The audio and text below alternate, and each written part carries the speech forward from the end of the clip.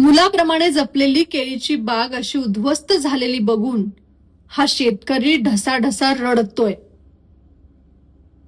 खरं तर या केळीच्या बागेवरती त्याचं पुढचं सगळं गणित असणार आहे. मुलाच्या शिक्षणाचं गणित, त्याच्या जगण्याचं गणित, आणि या बागेबरोबरच त्याचं हे गणित सुद्धा विस्कटलंय आणि त्यामुळेच त्याला अश्रू अनावर झालेत.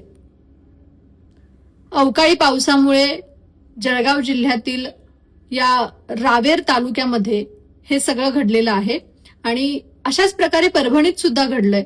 अनेक ठिकाणी मोठ्या प्रमाणात शेतकऱ्यांचं नुकसान झालंय. आता या नुकसान भरपाईची मागणी शेतकऱ्यांकडून केली जातीये.